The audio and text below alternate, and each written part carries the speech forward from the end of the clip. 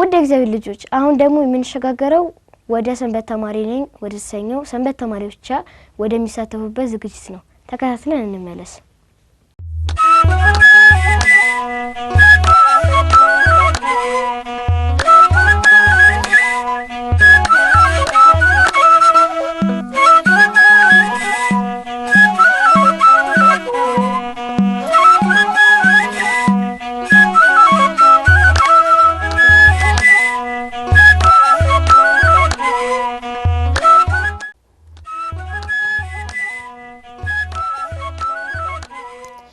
ሰላም ልጆች እንደምን ሰነበታችሁ?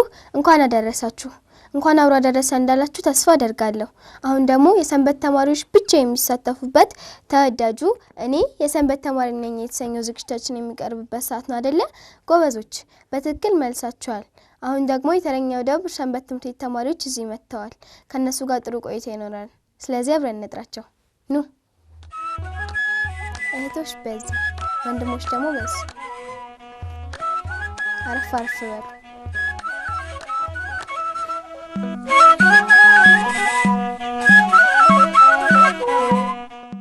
እንኳን ደህና መጣችሁ። እንኳን ደህና ቆያችሁ። እንኳን አደረሳችሁ። እንኳን አብሮ አደረሰን። እኔ የሰንበት ተማሪ ነኝ። እናንተስ?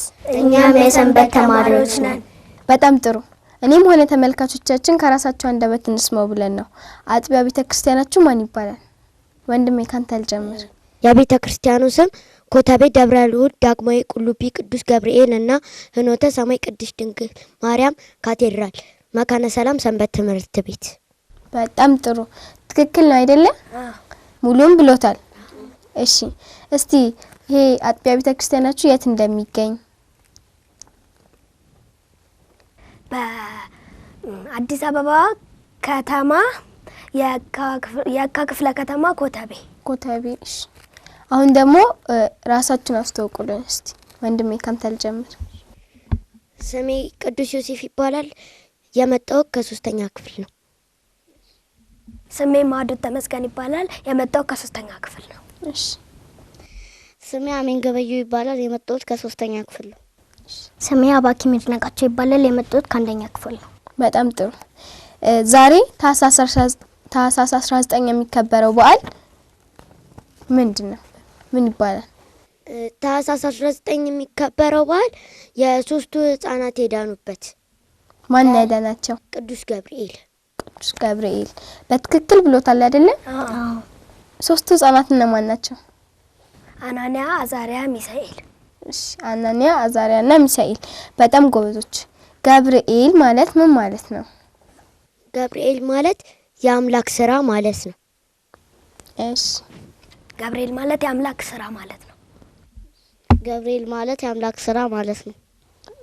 ገብርኤል ማለት የአምላክ ስራ ማለት ነው። በጣም ጥሩ። ገብርኤል ማለት የእግዚአብሔር አገልጋይ ማለት ነው አይደለ? አዎ። ጎበዞች።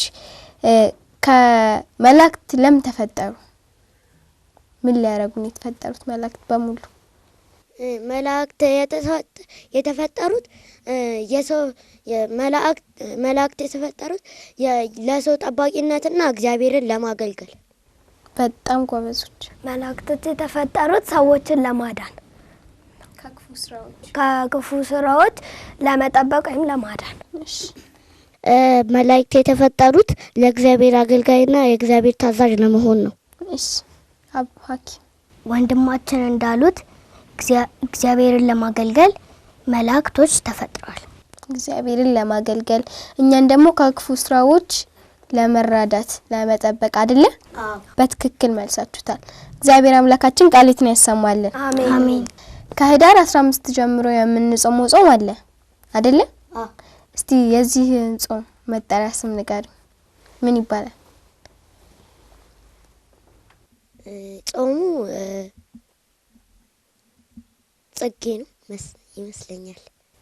እሺ ከህዳር 15 እስከ የገና ጾም። እሺ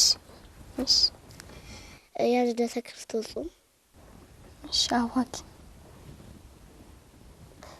ስለሞከራችሁ እግዚአብሔር አምላክ ቃሉን ያሰማልን።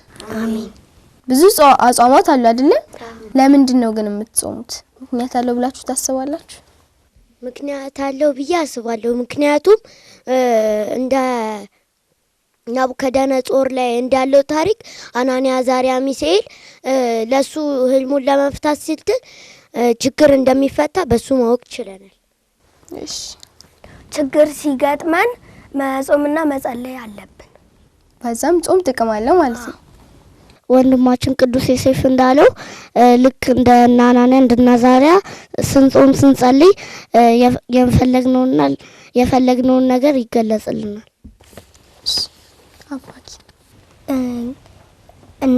ታሪኩ ላይ እንዳለው አናንያ አዛርያ ሚሳኤል ሀሳባቸው እየተሳካላቸው ጾሞ ጸልዮ ስለሆነ መጾምና መጸለይ አለብን።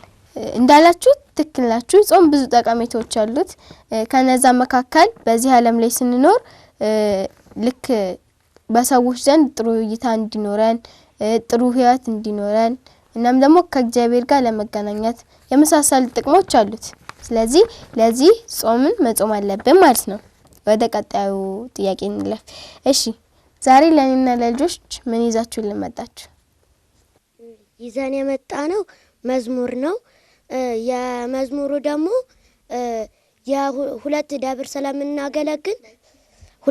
ስለምናገለግል የሁለቱንም መዝሙሮች ይዘን መተናል።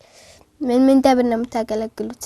ኮተቤ ደብረ ልዑል ዳግማዊ ቁልቢ ቅዱስ ገብርኤልና ሆህተ ሰማይ ቅድስት ድንግል ማርያም ካቴድራል መካነ ሰላም ሰንበት ትምህርት ቤት ነው። እሺ በቅድሚያ ከመዝሙሩ እንጀምር።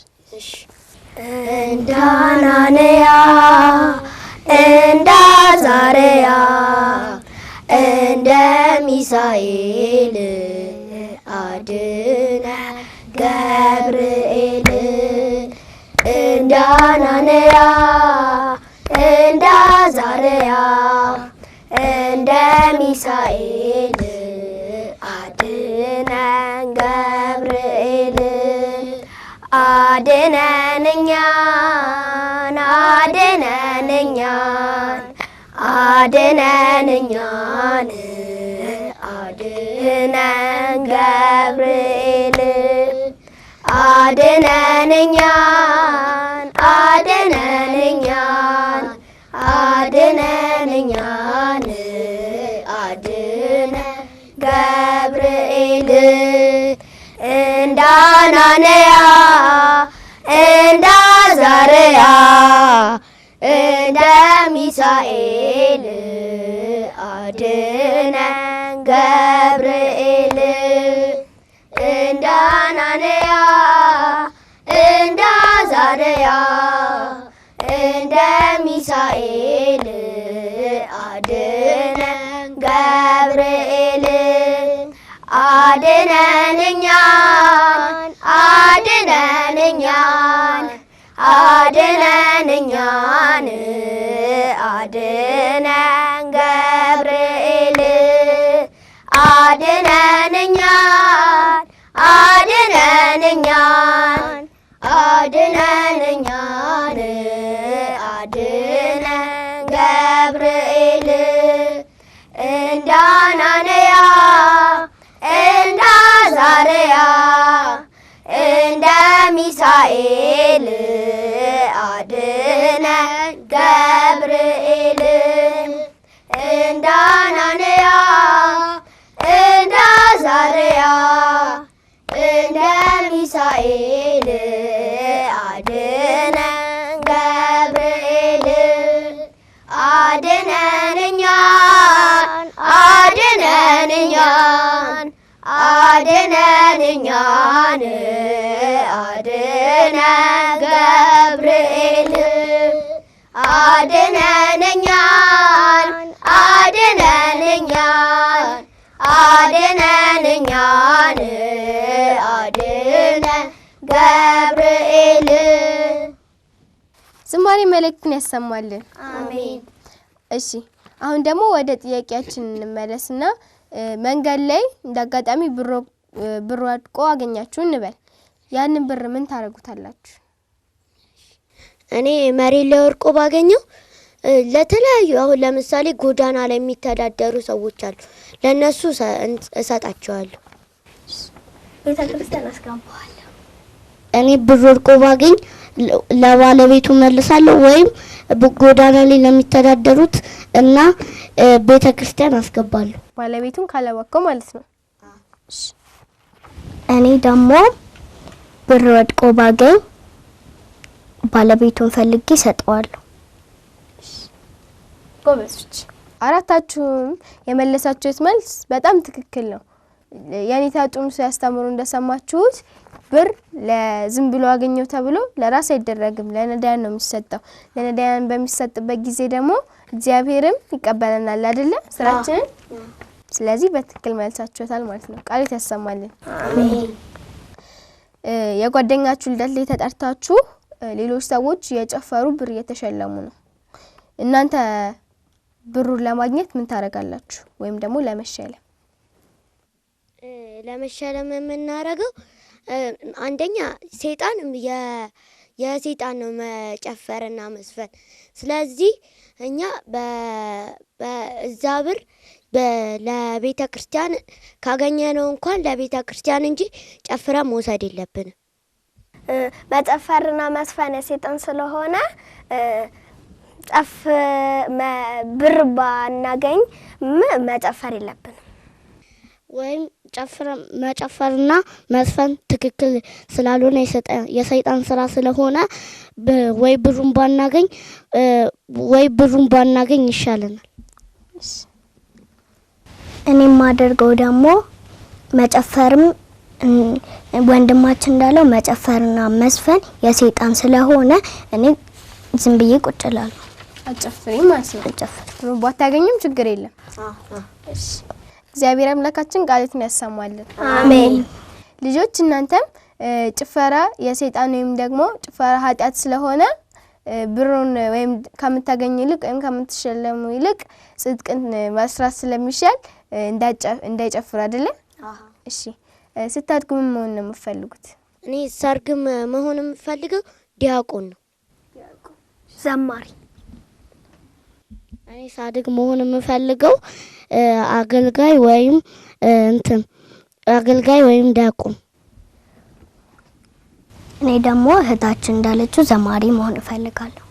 እሺ፣ ከሴቶች ቅድስት ከወንዶች ደግሞ ቅዱስ መሆን የሚፈልግ ወይም ደግሞ የሚመኛል?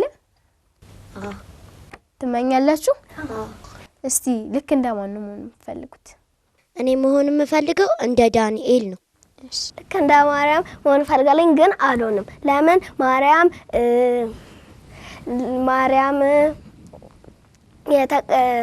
በእግዚአብሔር ዘንድ የተባረከች ስለሆነች መምሰል ትችላለሽ፣ መሆን ግን አትችይም። መምሰል እችላለሁ ግን መሆን አልችልም። እሺ፣ ምኞታችን ያሳካል። እኔ መሆን የምፈልገው እንደ ነብዩ ኤልያስ መሆን የምፈልገው። እሺ፣ እኔ ደግሞ ልክ እንደ ቅድስት ማርያም እሆናለሁ፣ ግን መምሰል እችላለሁ፣ ግን እሷ መሆን አልችልም። እሺ፣ ለአራታችሁም እግዚአብሔር አምላክ ቃልቱን ያሰማልን። አሜን። ምኞታችንን ያሳካላችሁ። አሜን። አሁን ወደ እናንተ ሰንበት ትምህርት ቤት እንምጣ።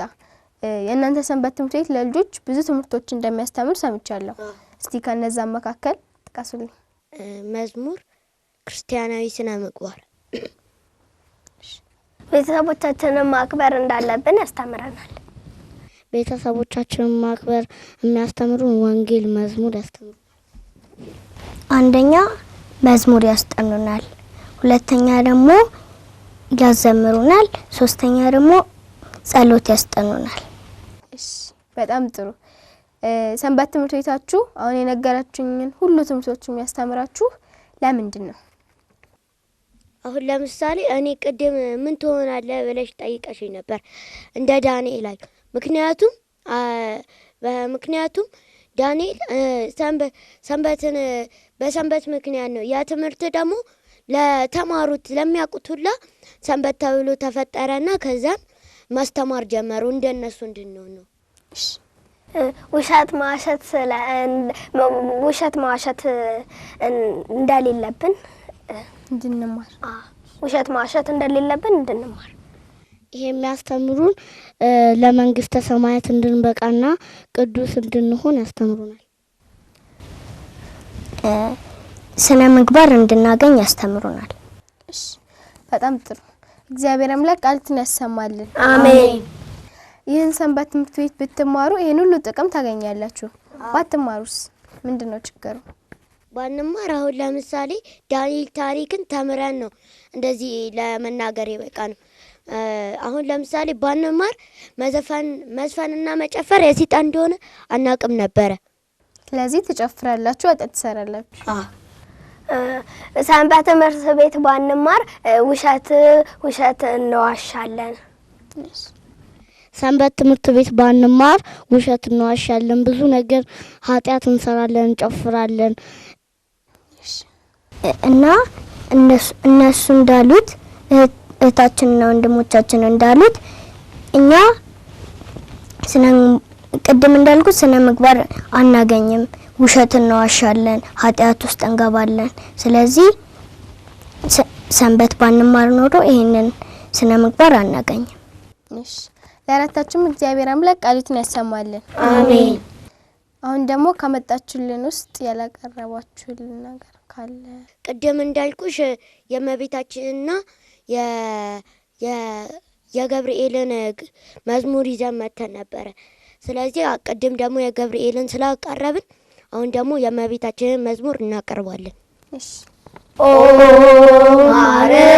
ማርያም በእንተዝ ናፈቅረኪ ወነአብየኪ ኦ ማርያም በእንተዝ ናፈቅረኪ ወነአብየኪ እስመ ወለድኪ ለነ መብልዐ ጽድቅ ዘበአማን ወስቴ ሕይወት ዘበአማን እስመ ወለድኪ ለነ መብልዐ ጽድቅ ዘበአማን ወስቴ ሕይወት ዘበአማን ኦ ማርያም በእንተዝ ናፈቅረኪ ወነአብየኪ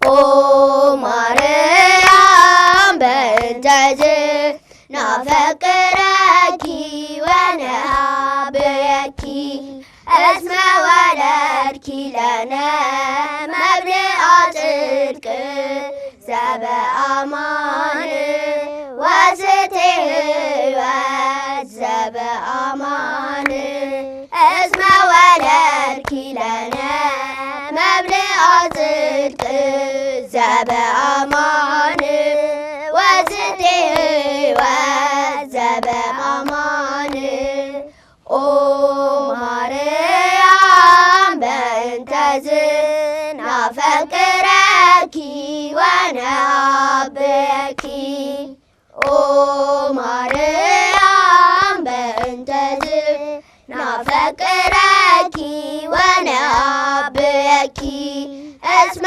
ወለድኪ ለነ መብልዐ ጽድቅ ዘበአማን ወስቴ ሕይወት ዘበአማን እስመ ወለድኪ ለነ መብልዐ ጽድቅ ዘበአማን ወስቴ ሕይወት ዘበአማን።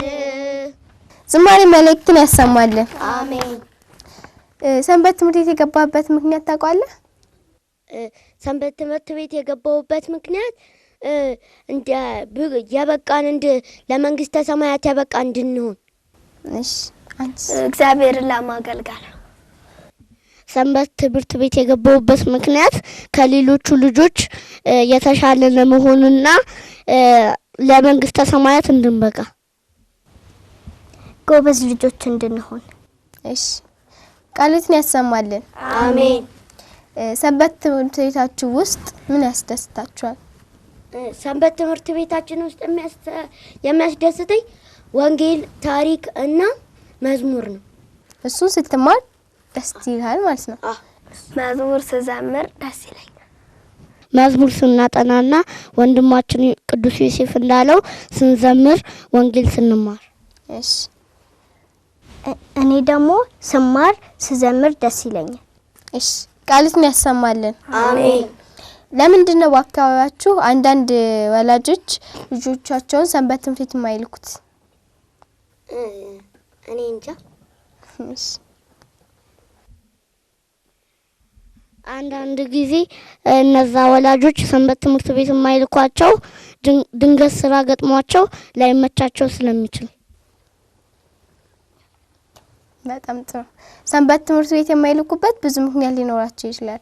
ከነዛ መካከል ወንድማችን እንዳለው ስራ ላይመቻቸው ይችላል፣ ወይም ደግሞ ሰንበት ትምህርት ቤት ሲገቡ ከትምህርታቸው ጋር አይሄድም፣ ትምህርታቸውን ይረሳሉ እና የመሳሰሉት ምክንያቶች ሊያቀርቡ ይችላሉ። ግን ደግሞ ትምህርታቸውን ይበልጥ እንዲጎብዙ ያደርጋቸዋል እንጂ አያሰንፋቸውም አይደል? ሰንበት ትምህርት ቤት እሺ። ልጆቻቸውን ወደ ሰንበት ትምህርት ቤት የሚልኩ ወላጆች ልክ እንደ አስኳላ የማይከታተላቸው ለምንድን ነው? የማይከታተሉባቸው ምክንያት አሁን ለምሳሌ እነሱ ሳይመቻቸው ላያቸው ይችላል። አሁን ለምሳሌ አንዳንዶቹ ልጆች ከሰንበት ሄደው ሲመለሱ ያወቁ ይመስላቸውና ጸጥ ይላቸዋል።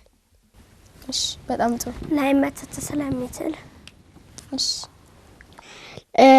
ወንድማችን ቅዱስ ዮሴፍ እንዳለው ላይመቻቸው ስለሚችል ላይልኳቸው ይችላል። እሺ ቤተሰቦቻችን ስራ ሊኖራቸው ረፍዶባቸው ሲሄዱ እኛ ደግሞ ሰንበት እንዳንሄድ ያደርገናል። እሺ በጣም ጥሩ።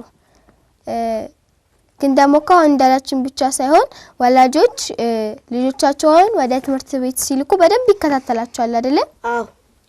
ስለዚህ ለምንድን ነው የሰንበቱን የማይከታተላቸው? አሁን ለምሳሌ እሁድ ከሆነ ሰንበት የሆነ ቦታ ከተጠሩ ለስራ ወይ ለስብሰባ ወይ ለስራ ነገር ከተጠሩ ለዛ ስለማይመቻቸው ይሆናል ብዬ አስባለሁ። እሺ ላይመቻቸው ስለሚችል ወደ ሰንበት ብዙ ጊዜ የማይልኳቸው ወደ ሰኞ ወደ ዓለማዊ ትምህርት ቤት የምንማረውን ትምህርት የሚረሱት ይመስላቸውና ሳይልኳቸው ይቀራል። ትምህርት ቤት የሚማሩትን ትምህርት ስለሚረሱ ይረሳሉ ብሎ ስለሚያስቡ። በትክክል መልሳችሁታል። ይረሳሉ ብሎ ያስባሉ ወይም ደግሞ ለሰንበት ትምህርት ቤት አሉታዊ አመለካከት ነው ያላቸው። ስለዚህ ልጆቻችን ወደዛ ሰንበት ትምህርት ቤት ከመላክ ይልቅ ሰፈር ውስጥ ኳስ ሲጫወቱ አይታችኋቸው አታውቁም? እናንተ ሰንበት ሄዳችሁ? እናውቃለን። የተለያዩ ነገር ሊሰሩ ይችላሉ አይደለ? ለዛ ወላጆች ደግሞ ሰንበት ትምህርት ቤት የማይልኩት በዚህ በአሉታዊ መንገድም በአዎንታዊ መንገድም ልክ እናንተ እንዳላችሁ ሊሆን ይችላል ማለት ነው። እሺ እስቲ ስለ ሰለስቱ ደቂቅ የምታውቁት ነገር ካለ ንገሩኝ። እኔ ስለ ሰለስቱ ደቂቅ የማውቀው ሶስቱ ህፃናት በመጀመሪያ ከኢየሩሳሌም ተማርከው ወደ ባቢሎን ሲመጡ ንጉሱ ሲመጣ እነሱ ማረካቸውና እዛ ባቢሎን ውስጥ እንዲኖሩ ፈቀደ። ከዛን ባቢሎን ውስጥ ከፈቀደ በኋላ አንድ ቀን ሌሊት ላይ ንጉሱ ሌሊት ላይ የሆነ ህልም አየና ጠዋት ሲነሳ ጠፋበት። ከዛን ከሱ በታች የሆኑ ጠንቋዮች፣ ህልም ፈቺዎች፣ ጥበበኞች ነበሩ። ከዛን አስጠራቸውና በወታደር እናንተ ህልሜን ፍቱልኝ አላቸው። ህልሙን ንገረን። አይ ህልሜን ፍቱልኝ። ህልሙን ሳልነግረን እንዴት ነው የምንፈታው? እንዴ ሳልነግራችሁ መፍታት ካልቻላችሁ እናንተ ጥበበኛ ናችሁ እንዴ አለና ከዛን ወታደሮቹን ጠራና ውሰዱና ግደሏቸዋል። ከዛን እየሄደ እያለ ከዛን ዳንኤል አገኘው መንገድ ላይ ሲያገኘው አንተ ወታደር እነዚህን ጠንቋዮች ወዴት እየወሰድካቸው? አይ ንጉሱ ህልም ፍቱልኝ ብሎ ሳይነግራቸው ቀርተው ነው። እንዴት? አይ ህልሙን እኮ አልነገራቸውም። እንደዛ ከሆነ ለ3 ቀን ይስጠኝና ፈታል። ለነሱ 3 ቀን ስጠኝ ሲሉት እምቢ ስላላቸው እሱ ግን ከእግዚአብሔር ጋር ስለሆነ እግዚአብሔር ፈቅዶ ለ3 ቀን እንዲፈቅድለት አረገ። ከዛ ለ3 ቀን ፈቃዳላትና በነዛ በ3ቱ ቀን ውስጥ ቆሎ ብቻ እየበሉ በጾም በጸሎት 3 ቀንና ሌሊት ሲጸልዩ ነበረ። ከዛን በ3ኛው ቀን ሄደና ነገረው ህልሙን። ከዛን አዎ ይሄ ነበረ እኮ ስለዚህ ይሄንን አስመለሳቸው። ከዛን አንድ ቀን ከነሱ በላይ ይሄ ህልም ፈቺ ነው፣ እንደዚህ አይነት ጥበበኛ አለ፣ ስለዚህ ከኔ በታች የሚሆን ሀብት ሰጣቸዋል። እነሱም ሳይገረገቡና ከዛን እታች ያሉት ያዳናቸው እሱን ረስተውት ከዛን በእነሱ ላይ መቅናት ጀመሩ። ከዛን ሲቀኑ በሶስት ምክንያት ቀኑበት። በአንደኛው እንዴት ከሌላ ሀገር መጥተው እኛን ሊበልጡ ቻሉ። ሁለተኛው ደግሞ እነሱ የሚያመልኩት እግዚአብሔር የሚባለውን አምላክ ነው፣ ሌላ አምላክ ነው። እኛ የምናመልከው ደግሞ ጣዖትን። የሶስተኛውን ረስቻለሁ።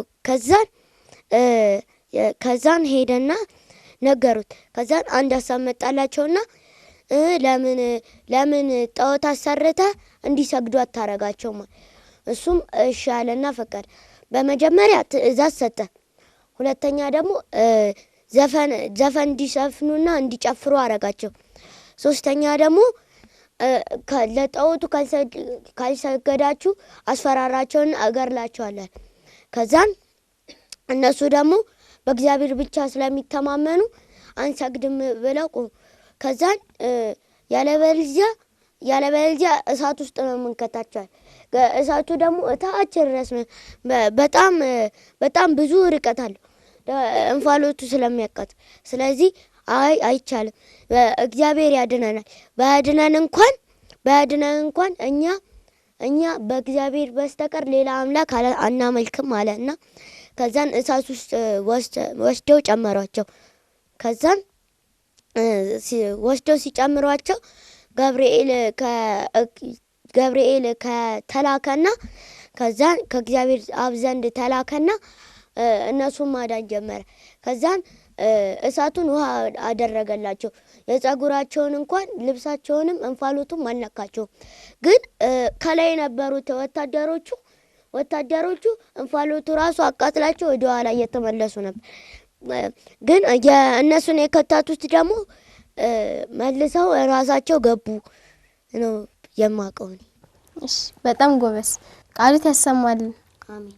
አሁን የነገረን ታሪክ በጣም ጥሩ ነው አይደለ? አዎ። እስቲ ከዚህ ታሪክ ምን እንማራለን?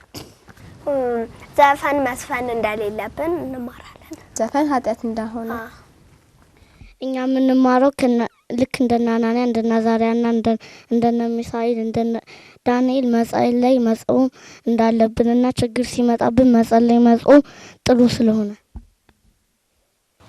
ሰዎች ሲያስፈራሩ መፍራት እንደሌለብን በእግዚአብሔር ስም ማመን እንዳለብን ለአራታችሁም እግዚአብሔር አምላክ ቃሉን ያሰማልን። አሜን። በመጨረሻም ማስተላለፍ የምትፈልጉት መልእክት ካለ ለልጆች አስተላልፉ። እኔ ለልጆች ማስተላለፍ የምፈልገው ሁሉም ልጆች ሰንበት ትምህርት ቤት እንዲገቡና ለመንግስተ ሰማያት የበቁ እንዲሆኑ። እሺ ለልጆች ማስተላለፍ የምፈልገው መልእክት ልጆች ዘፈን መስፈን እንደሌለባቸው፣ ዘፈን ኃጢአት እንደሆነ፣ መጾም ችግር ሲገጥማቸው ደግሞ መጾምና መጸለይ እንዳለባቸው። እኔ ለልጆቹ ማስተላለፈው መልእክት ልክ እንደነ አናንያ እንደነ አዛርያ እታችን እንዳለችው መጾም መጸለይ እንዳለብን እና ዘፈን መስፈን እንደሌለብን፣ ሰዎች ሲያስፈራሩ መፍራት እንደሌለብን እንማራለን። እኔ ማስተላልፈው መልእክት ልጆች መጨፈር የለባቸውም እና ደግሞ ከእግዚአብሔር ውጪ ሌላ አምላክ ማምለክ እንደሌለባቸው። እሺ 10 ትእዛዛትን መቀበል መከተል እንዳለባቸው አይደለ? እሺ ቃሉን ያሰማልን። አሜን። እሺ ተመልካቾቻችን ለዛሬ ከመካነ ሰላም ሰንበት ትምህርት ቤት ተማሪዎች ጋር የነበረን ቆይታ የተከታተላችሁትን ይመስል ነበረ። ቀሪ ቅዱስ ቂርቆስ መርሃ ግብራት ይቀጥላሉ። እኛ ግን ከወዲሁ እንሰናበታችኋለን። እኔ የሰንበት ተማሪ ነኝ። እናንተስ? እኛም የመካነ ሰላም ሰንበት ትምህርት ቤት ተማሪዎች ነን። እናንተስ?